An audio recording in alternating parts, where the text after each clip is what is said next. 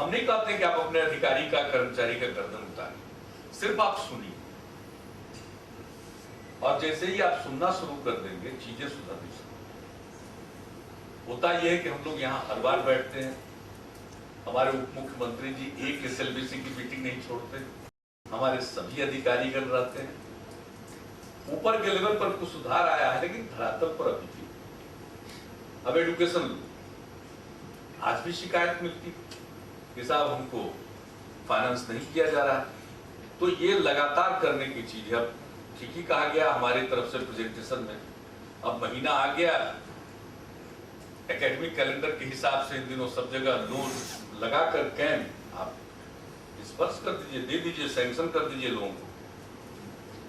इस बार की सेवा यात्रा में एक और हमारा अनुभव हुआ, हम सेल्फ हेल्प ग्रुप की स्थिति तो हमने देखा शेखपुरा जिले में भी लोगों ने बताया, लेकिन बात उतनी स्पष्ट नहीं हो पाई।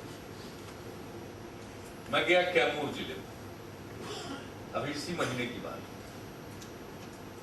तो कैमूर जिले में एक सेल्फ हेल्प ग्रुप में हम गए, तो वहां की महिला थे सेल्फ हेल्प ग्रुप की सेक्रेटरी, नाम भी याद उनको, उर्मिला देवी, और वो कोई जीविका के द्वारा नहीं चलाई जा रही। जीविका वाले में तो कोई दिक्कत नहीं है, वो अलग मॉडल है, उससे चल रहा। लेकिन ये बाकी जो स्वर्ण जयंती स्वरोजगार योजना के अंतर्गत जो चलता है, उसके अंतर्गत तो चलने वाला। तो हम वहां बैठ गए, उनसे पूछने लगे क्या हो रहा है, कैसे करते हैं। तो वो महिला ने पूरी बात बताई, और गांव में रहने वाली महिला बैंकिंग के बारे में पूरे तौर पर समझ चुकी है। तो हम लोगों ने उनको प्रमोट किया बोलने के लिए कि जरा बताइए कैसे। कोई बीच में टोकते भी थे, हमने कहा ठहरिए इनको पहले बताने में। वो इतनी स्पष्टता के साथ महिला ने बताया, उर्मिला देवी ने, कि साहब हम लोगों को सेल्फ हेल्प ग्रुप 2.5 लाख रुपए का सैंक्शन लोन, उसमें 1.25 लाख रुपया सरकार की सब्सिडी हमको मिला है, 1.25 लाख। तो वहीं डीडीसी और दूसरे अधिकारी संतोष मैथ्यू जी और सारे लोग पता ये चला कि 1.25 लाख रुपया जो गवर्नमेंट की सब्सिडी है वो रिलीज कर देनी पड़ती है, तब ये सैंक्शन होता है। तो 1.25 लाख रुपया उनको गवर्नमेंट की सब्सिडी मिल चुकी है, 2.5 लाख रुपया पूरा सैंक्शन हुआ है सेल्फ हेल्प ग्रुप को। उस सेल्फ हेल्प ग्रुप गवर्नमेंट की सब्सिडी भी रिलीज हो चुकी है, और उस सेल्फ हेल्प ग्रुप को पूरा पैसा रिलीज किया गया 1.25 लाख, और उनको इंटरेस्ट लग रहा था। और वहीं ये बात आई टर्म लोन और कैश क्रेडिट की बात। तो उनको तो आप टर्म लोन की तरफ दे रहे हैं, जितना पैसा हो गया उस पर टोटल पर आप रील लगाने लगे। 2 विषय है, एक तो आया कि 1.25 लाख रुपए की सब्सिडी थी, वो रिलीज कर दिया सरकार ने, बैंक ने 1 पैसा नहीं, और इंटरेस्ट भी ले रहे। तो 1.25 लाख रुपए पर तो इंटरेस्ट आपको नहीं कमाना, लेकिन उस पर भी इंटरेस्ट लग रहा है। बैंक के प्रतिनिधि थे, हमारे सभी वरिष्ठ अधिकारी थे, और इतनी स्पष्टता के साथ उर्मिला देवी जी ने पूरी बात को रखा कि ये बात हम लोगों के समझ में आ गई। तब फिर प्रधान सचिव ग्रामीण विकास विभाग ने एक पत्र लिखा, लिखा ना, सारी बातों को बताते कि इसका तो कोई समाधान कीजिएगा ना। सेल्फ हेल्प ग्रुप एक तो अपने आप में अच्छा इनिशिएटिव है, मैं व्यक्तिगत रूप से मानता हूं। अनेक सेल्फ हेल्प ग्रुप के काम को देखने के बाद और उनके साथ इंटरेक्ट करने के बाद मुझको ऐसा लगता है कि वुमेन एम्पावरमेंट का इससे बेहतरीन कोई दूसरा कारगर तरीका नहीं हो सकता। अवेयरनेस आता है, महिलाएं अपने पैरों पर खड़ा होना सीखती, बचत सीखती, बचत करना सीखती, और जो जिनके पास जिनको अक्षर ज्ञान नहीं है वो दस्तखत करने लगते हैं, वो मीटिंग करती हैं आपस में, रजिस्टर पर प्रोसीडिंग लिखती हैं, और आपस में मिलकर निर्णय लेती हैं, एक दूसरे की मदद करती हैं। ये चीजें तो कहीं हो नहीं सकती, और उनमें एक नए किस्म का उत्साह आता है, और वो सबसे बड़ी बात है आगे बढ़ना। मुझे से कोई बड़ा काम नहीं होता। मैंने उन महिलाओं के चेहरे पर चमक देखी, और वैसी ही महिला एक सेक्रेटरी, एक सेल्फ हेल्प ग्रुप की सेक्रेटरी ने ये पूरी बात बताई। अब आप सब बैंक के बड़े पदाधिकारी लोग बैठे हुए, कहीं से न्याय है? 2.5 लाख में 1.25 लाख सरकार की सब्सिडी, 1.25 लाख रिलीज हुआ सेल्फ हेल्प ग्रुप को, और उनको इंटरेस्ट लग रहा है। तो इन बातों को आपको देखना पड़ेगा, जहां कहीं भी कमी। और दूसरी बात है, कैश क्रेडिट दीजिए भाई, इसका मकसद क्या है? तो माइक्रो फाइनेंसिंग है। हम हर बात कहते हैं, पता नहीं अरबों रुपया कहां कहां डूबा हुआ है बैंकों का, उनका नाम नहीं लिया जा सकता। और ये जो माइक्रो फाइनेंसिंग की स्कीम है सेल्फ हेल्प ग्रुप के माध्यम से जो काम कोशिश हो रही है,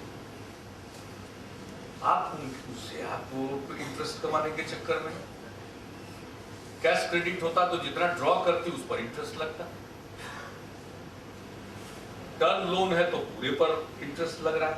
आखिर इसका क्या फायदा? वो तो आपस में इकट्ठा होकर कोई काम करे। और हमने देखा है कि बिहार में सेल्फ हेल्प ग्रुप पीडीएस भी चला है, और बाकी के पीडीएस डीलर को हमने शिकायत करते हुए सुना है कि हमको लाभ नहीं हो रहा। छोड़ते नहीं, बोलते हैं कि लाभ नहीं। और हमने पूर्णिया जिले में एक सेल्फ हेल्प ग्रुप को देखा, हालांकि वो जीविका मॉडल का, वो जिस मॉडल की हम चर्चा कर रहे हैं उसका नहीं है, लेकिन वहां सेल्फ हेल्प ग्रुप के अंतर्गत पीडीएस चला रही।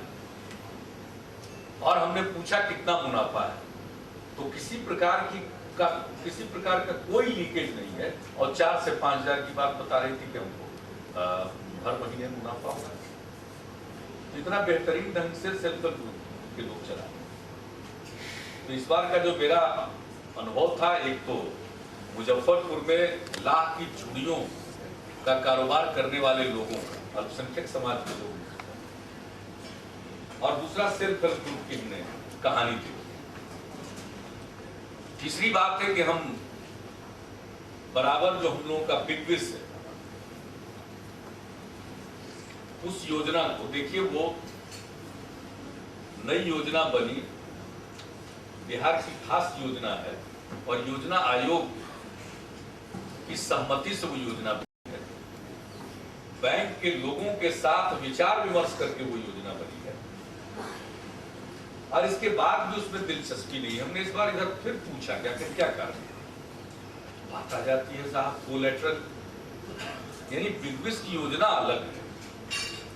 सम विकास योजना के अंतर्गत बिहार को जो विशेष सहायता दी गई है, उसके अंतर्गत वो योजना है। ये आपके कोई एग्रीकल्चर क्रेडिट के हिसाब से तो है नहीं, तो अलग किस्म की योजना है, बैंकों के साथ मिलकर बात हुई है। तो बिग विश को आप केसीसी के साथ क्यों लिंक करें? और अभी प्रवृत्ति हो रही है कि जितने प्रकार के एग्रीकल्चर सेक्टर में, रूरल एरिया में आप क्रेडिट दे रहे हैं, सबको क्लब कर दे रहे हैं, और उस लिमिट के बारे में, यानी आप लोगों के मन में, बैंकों के मन में यह धारणा आ गई है कि गरीब आदमी लौटाता नहीं, अमीर आदमी लौटाता है, और नहीं लौटाने वाले का हम नाम भी नहीं रिलीज करते, उनका नाम भी हम नहीं बता सकते हैं कि किन लोगों के यहाँ पैसा अरबों का डूब गया। आखिर क्या बात है? एक तरफ भारत सरकार, रिजर्व बैंक, सबके गाइडलाइन सामने, इंप्लीमेंटेशन में इस प्रकार की क्यों होती है? इसमें विरोधाभास क्यों दिख रही है? तो हमारी चिंता ये, तो अगर इस मामले में बैंक के, विभिन्न बैंकों के बड़े पदाधिकारी अगर इस मामले में किसी प्रकार की कोई कठिनाई है तो उसको दूर करें नीचे के स्तर पर, और भारत सरकार के प्रतिनिधि या रिजर्व बैंक के लोग जो यहाँ बैठे हुए, उनको देखना चाहिए कोई क्लबिंग कैसे, इसका फायदा क्या हो? वो तो एक एक्सक्लूसिव स्कीम है बिग विश। बिहार भूजल सिंचाई परियोजना एक अलग स्कीम है, ये बिल्कुल अलग स्कीम है। इसको कैसे आप किसान क्रेडिट कार्ड के साथ लिंक कर? दिक्कत यह है कि इसमें किसी भी प्रकार के लीकेज की गुंजाइश नहीं बची, और बैंकों के साथ मिलकर इस योजना का डिजाइन बनाया। तो ये भी देखना चाहिए कि कारण क्या है।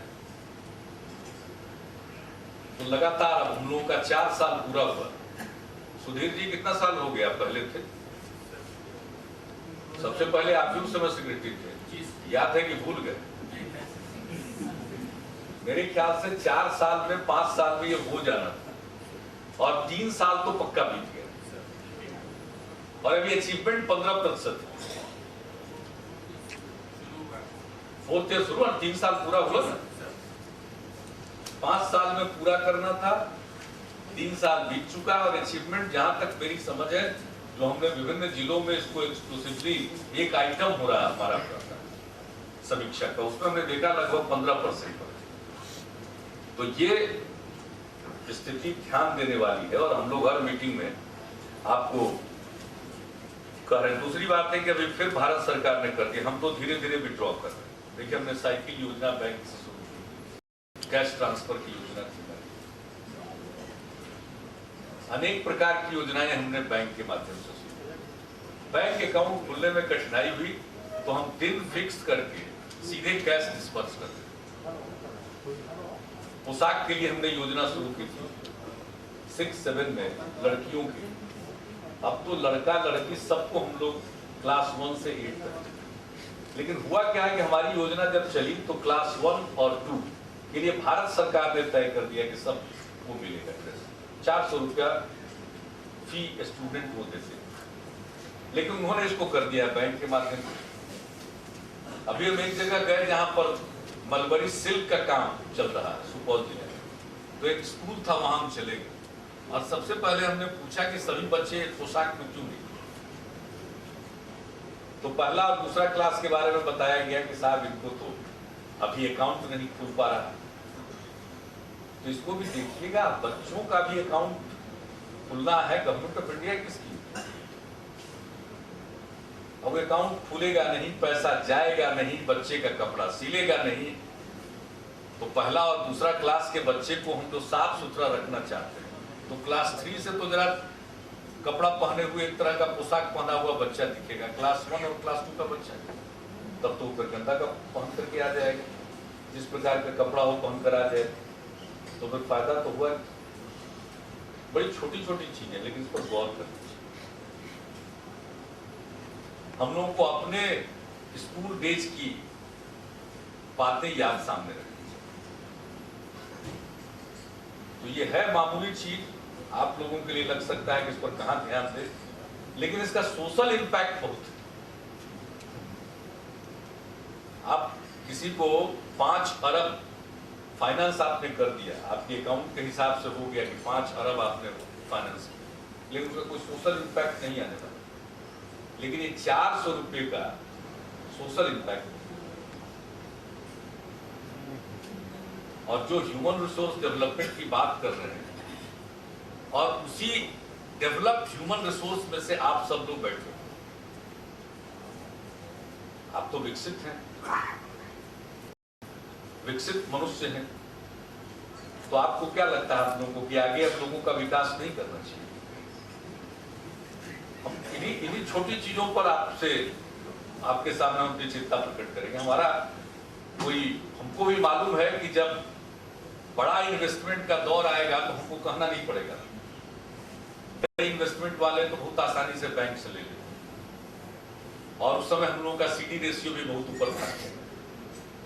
हम तो एक आम लोगों के लिए जो छोटी छोटी चीजें हमको मालूम है कि ये बेस हमारा स्ट्रांग हो जाएगा, तो फिर लोगों को बुलाइए या नहीं बुलाइए, वो अपने आप आने लगे। जब देखेंगे यहाँ काम ठीक ढंग से और हमको कम हो रहा है, प्रॉफिट ज्यादा है, तो अपने आप आए, और फिर आप लोगों से उनको फाइनेंस भी मिल जाए।